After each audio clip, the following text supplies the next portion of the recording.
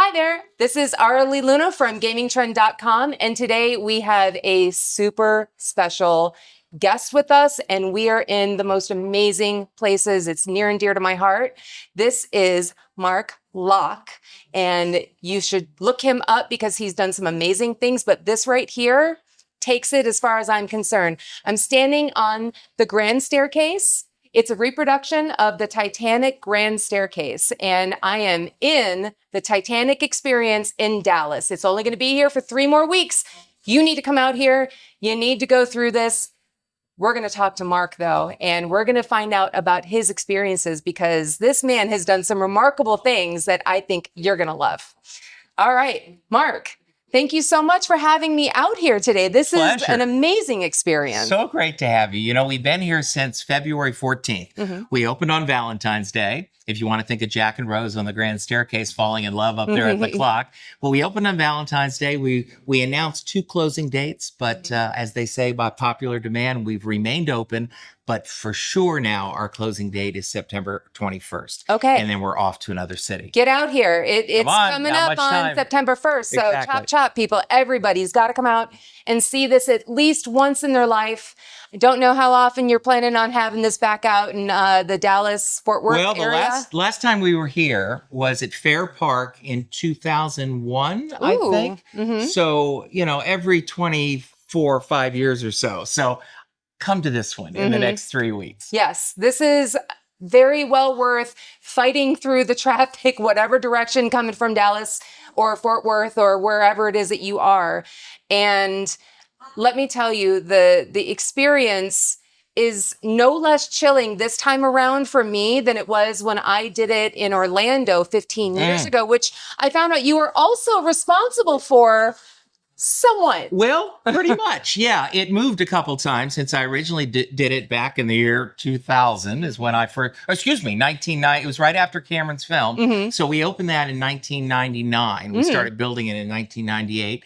And for the last 25 years, 26 years, 27 years, it's been my pleasure, my honor to do these Titanic exhibits. You know, that many years ago, I got a random phone call from somebody who said, you're the guy who's talking to me. You're the guy to do my Titanic exhibition.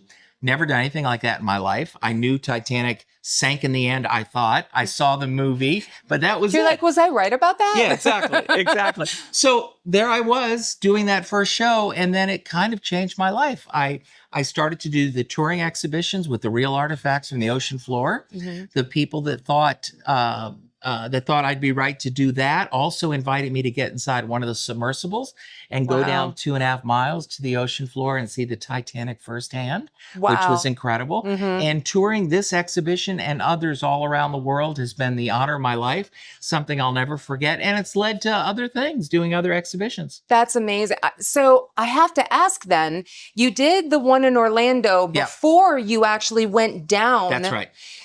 Did that change the experience for you? Yes. It made, first of all, you felt more of a responsibility. I mean, it was an incredible... The weight of it? Yes. It was exciting, but it was also very emotional, as you can imagine. You know, this was the site, literally the site of a great tragedy. And to look out that porthole and to see the ship, to see Captain Smith's cabin, where the exterior wall has fallen away now. So you look inside almost like it's a movie set, but it's not. This is the real thing. He was in that brass bed that I saw when Titanic scraped along the iceberg and immediately was on the bridge to take command.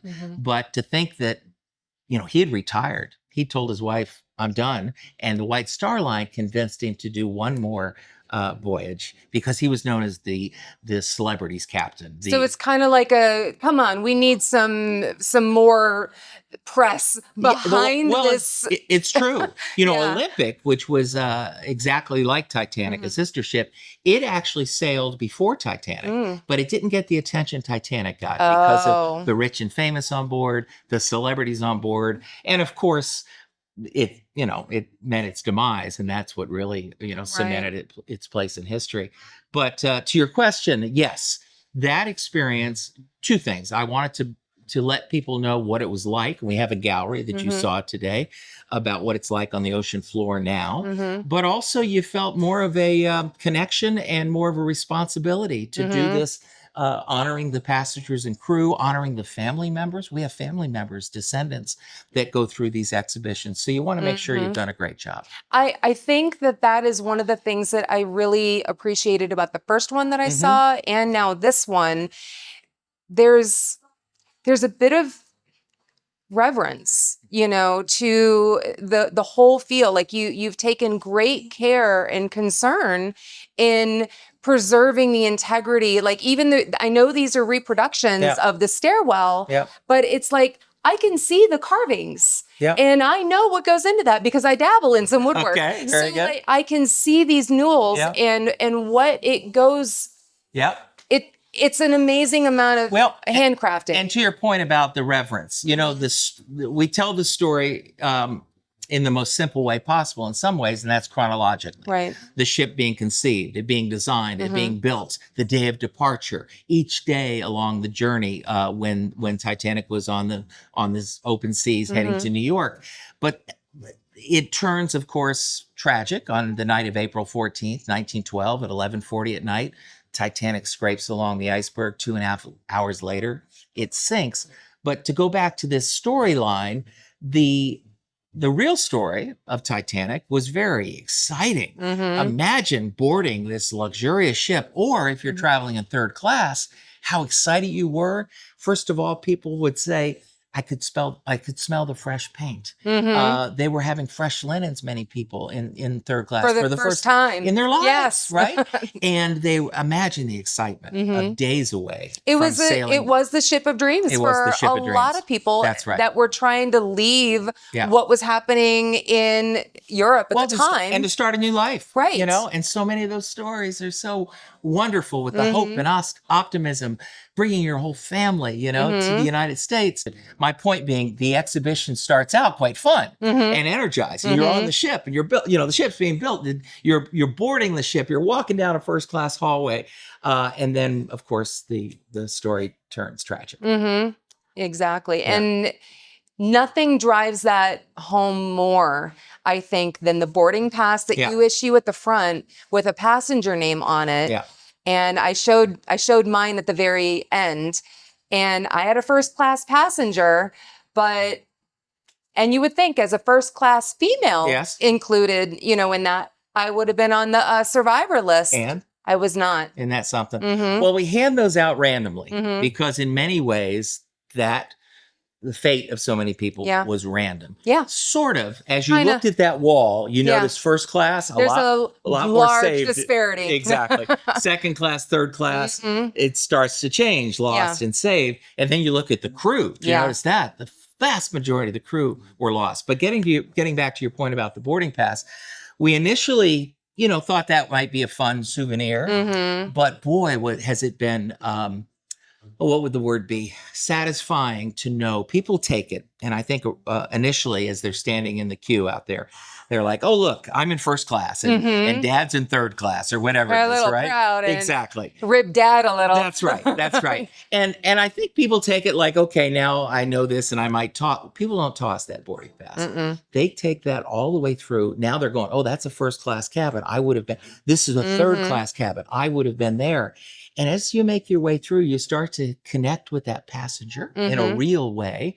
And when you get to that wall of all 2,200 names, plus 2,200 plus names, you I see people not only looking for the fate of that passenger, but also standing there realizing how fragile life is. It's a very personal, internalized journey that you have sent us on in how long? I think it was an hour and a half. That took for you. That's about right. And you can go through this exhibit at your own pace, as you know. Exactly, because because I'm doing it for camera, I'm not standing there like really reading everything like I would if I was just to walk through on my own accord. So this very easily could be a 2.5 hour. You can spend the whole day here if you like. I know. I could. Right. This boat this ship, this journey has been such a strange part of my life. Yeah. We discussed that a little bit before. You're connected more than most. It was weird how connected I was. But I even talked to my aunt and to just kind of get like her recollection of it. Because, you know, sometimes when you experience something, you're like, wait a minute. Did I experience it that way? Especially since, you know, I'm getting a little older. Yep. It was 15 years ago. Yep. Maybe I don't remember everything the way I thought I did. I did. She did. That was nuts. Yeah. So and to see the transition from then to here, the room with the names, and then the iceberg is in a different area than the first exhibit. I remembered I put my hand on that iceberg to see how long I could hold it. And well, for those of you who don't know, you'll see some images of it, I'm sure. But you turn the corner, and this is a black gallery. And at the end of the gallery, there's a silhouette of an iceberg. Not a silhouette of it's you actually see ice. the iceberg. But as you move closer, people don't know that, right? And they start to feel, wait a minute, it's a little cooler in here. And you get up next to it, and it's real ice. Yeah. And people put their hands on. Put your hand on this ice. Hold it on that ice. Hold it longer than feels comfortable. Yep. Now feel the pain a bit. Now you have the freedom to pull it away and warm up your hand. But of course, the vast majority of people that passed that night, died of hypothermia. Yeah. They didn't drown. Some did, of course, trapped in the ship, etc.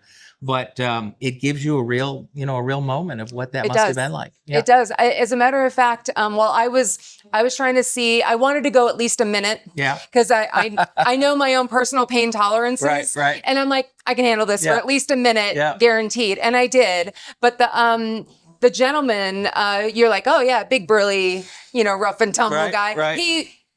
I am not exaggerating. He went, whoa. Yeah. And that was it, and did not put his hand back on the ice. And that's one of the things that it really does drive home. Yeah. Is it like 15 minutes hypothermia sets in? Yes, a little, depending on a number of factors, but that's about right. 10 to 15 minutes and you're gone. I mean, imagine having that on your entire being for 15 minutes. Yeah. And the pins and needles feeling that you get just, being in a cold shower, the shock of that. Exactly. Now you're also submerged. knowing, imagine the screams, imagine the agony that you're feeling all around Harrowing. you. Those lifeboats have pulled away far enough away.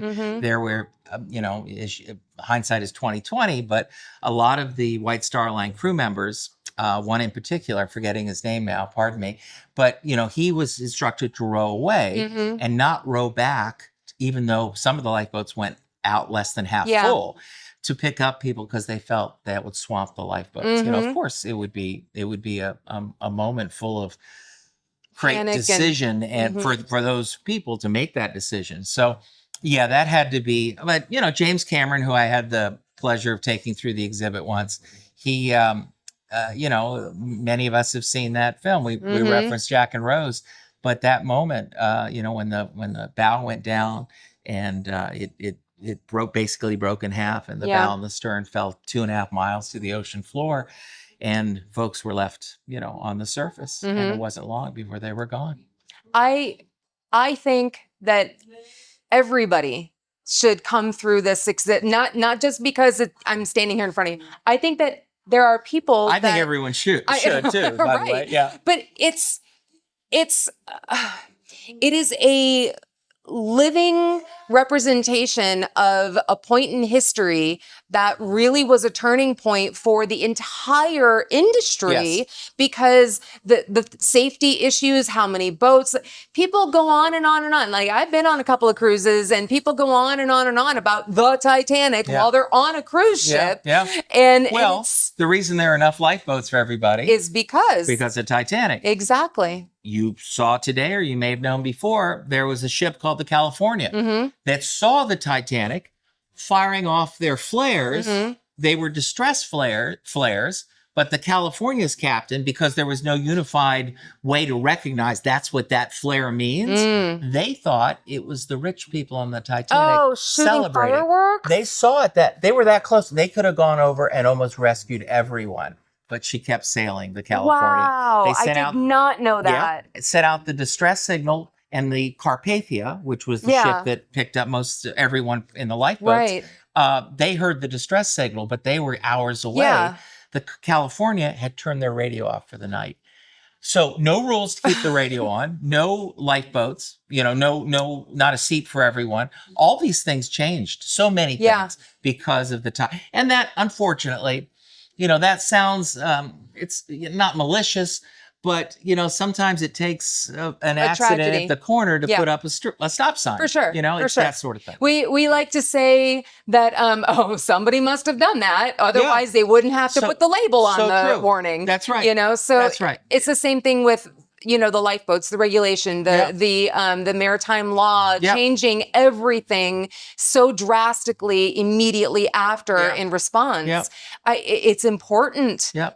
especially when you've got a service like a cruise ship, Yep. to make sure as many people come out alive. That's right. in an That's event right. like this. This Yeah. is an unthinkable set of circumstances. And I mean, the hubris, of them calling the Titanic an unsinkable ship. Yeah. That's a little, when you dig deep, Yeah. I won't say that's an exaggeration, but there was a publication at the time. Oh, like a media outlet. Well, it was actually more of a trade magazine called The Shipbuilder. Okay. And it was all about shipbuilding. It was more for professionals, right? That built ships. And because of the watertight compartments that Thomas Andrews, it was a revolutionary design, meaning if there was a hole punched in the ship here, the watertight doors would come down, isolate that part of the ship, and it wouldn't sink. Yeah. But because Titanic tried to avoid the iceberg, it hit some of the iceberg below the waterline and started to punch holes. Yep. And that punching of holes breached too many of the watertight compartments. So they filled up and the bow went down. If Titanic would have hit the iceberg straight on, never would have sank. Now, people would have been probably killed, being thrown out of their bunks or coming down the grand staircase, hitting their head. But the ship almost certainly wouldn't have sunk. Yeah. But this attempt to avoid the iceberg, and remember, first-class passengers didn't even know there was an issue. Third-class passengers felt more of that problem. The guys down in the boiler room, we have a boiler room in this, they were shoveling the coal, the toughest job on the ship, right? Well, they saw the water rush in immediately. Oh. So, once again, if this would have been the case, then something else would have happened. But whether it was just crazy. Yeah. It's an absolutely crazy set of circumstances, and all of that knowledge behind the captain and the crew and the engineer, all of that knowledge should have resulted in a much, much better outcome for the passengers. And it just didn't. That moment when Captain Smith is at the bridge, they've summoned the designer of the ship. He's on the maiden voyage, Thomas Andrews, who is, by all accounts, obviously smart, qualified, humble. And he'd gone down, and once they knew that some of the watertight compartments, more than they thought that were being flooded, that the ship could survive, he went down and did a personal inspection. He came back up to the bridge and he told the captain the bad news. And it's not written down, documented, but firsthand accounts where Captain Smith looked at Thomas Andrews and said, "What are you telling me?" He said, "Well, we've breached so many compartments. We can only breach so many for the ship to stay afloat." And he says, "What are you telling me?" He says, "Well, this ship is going to sink, sir." He says, "This ship can't sink." Sir, it's a mathematical certainty. So, the estimate, I think, was an hour and a half to 4 hours. It was 2.5 hours that Titanic slipped under the surface of the ocean. Yeah. So it's crazy, it's a right? chilling story. Yep. And one of the things that strikes me is that there are a whole generation of people that don't even realize what it is or why we make references in pop culture to Titanic or whatever. And that's why exhibits like this are so important. I agree with that. That it's like going to the Holocaust Museum or like we were talking about the Budapest where you've got the bronze shoes on the Danube. These are important things in history that happened that we need to experience so that we don't do it again. And exactly. And I think it's also important not to put not to bring any levity to that important point you just made, but it's also important to make it entertaining and fun. And look, I'm on the grand staircase. For sure. Jack and Rose, the fictional Jack and I was Rose. this close to getting a Captain Bear. There you go. So this close. Exactly. And then you learn the whole story. Yeah. But this exhibition, we've had 350 artifacts. We have 16 galleries. You've seen the recreation of the first class hallway, a first class cabin, the grand staircase, a third class cabin, the boiler room. You come face to face with the iceberg that we talked about. Very experiential, as you can hear in the background music. There's sound effects throughout. There's smells that you can smell throughout. So it's a very experiential, dare I say, fun experience. It is. But also one that doesn't diminish the tragedy, the emotion of the tragedy. And once again, the responsibility we have as exhibit designers to present the story in an honest and a way that honors the passengers. I agree. Yeah. I agree. I think that you guys have accomplished that very well here. And I'm very thankful that you've allowed us to come in and experience it with you today. I did want to ask you though. Yes. I know that you had also worked on the King Tut Tutankhamun. Yeah. And so is that going to be coming to Dallas at some point? You never know. Okay. That's that classic in the 70s when it toured the objects, the treasures from King Tut's tomb. They said it was a once in a lifetime opportunity. Then we brought it back. That was somebody else that did that. A number of museums got together. Then we were able to bring it back in the year, what year was that? 2025, I think. Is when we, not this year. Yeah. Okay. It's already here. 2005. Okay. 2005. So it might return. That would be great. That would be great. We were here in 2025. It's been a long day. We were at the Fine Art Museum in Dallas with the King Tut exhibit. Okay. And that was in the year about 2009, I think. Okay. Something like that. Yeah. That would be great. Yeah. And you did mention something about Harry Potter? Yes. Okay. I hesitated only because have we announced that yet? In this very space? No. We have announced there's a waiting list. And I'm glad you said that because I'm sure a lot of your audience are Harry Potter fans. Well, this is a wonderful exhibit about the movies. Oh, it comes with a partnership from the studio with the studio, and it's an extraordinary, fun experience, as we know, for all ages. And we're going to be here in the same spot. Yes. On the morning of September 22nd, all this starts to come down. It goes in a truck. It goes to the next city. That makes me sad, but I'm happy about Harry Potter. And, yes. And then we start to load in Harry Potter. Yeah, that's nuts. You know what? That's one of my loves. Well, but, you're coming back then. Hey, we won't stand in front of the grand staircase. I will come back and Aloha Mora the heck out of some doors. Perfect. So, I almost hesitate to even bring this up because I'm sure that it is a mar on the memory, but the Titan. Yeah. I have recently watched a plethora of the documentaries, and there were so many things that I learned in watching those documentaries that just blew my mind. Yeah. That I'll be honest, I probably would have gotten a ticket if I could afford a ticket because going to the Titanic has been something that I wanted to do since I was a teenager. Absolutely. When I watched the movie, my husband had just gone off to the Air Force. Cameron's movie. Yeah. Titanic. Okay. Yeah. Well, I did also see the black and white one. Okay. But A Night to Remember. when I saw James Cameron's version, my mother-in-law and I went out to go see that movie, and my husband was in basic training and tech school at the time. And the point where the couple go back to the stateroom and you see the water rise above them while they're in their bed. The Strasses. Oh my goodness. Yeah. Like I was done. Yeah. I was I know. Immediately. That kind of love. Yes. And I've had a love for this story ever since then. And I was thinking, oh my gosh, the Titan, at some point it might become accessible. And then I learned more. Yeah. I don't see that being accessible. No, not in the very near future. Certainly not the Titan. You know, I stayed quiet for a little bit after that. I was contacted by a number of press outlets to give my comment. I sit at the feet of the folks that really know about deep sea exploration. I've had the opportunity to do it, but it doesn't make me an expert. Right. But I know there was chatter about this particular submersible and its potential demise, quite frankly. Yeah. And so those that know, people can be armchair quarterbacks on a lot of things. Yes. Though. However, these were experts. Yeah. But you know, they didn't say it was going to happen with certainty. But as you've learned from these documentaries, we've learned from the investigations and the testimonies, there were shortcuts taken. A lot.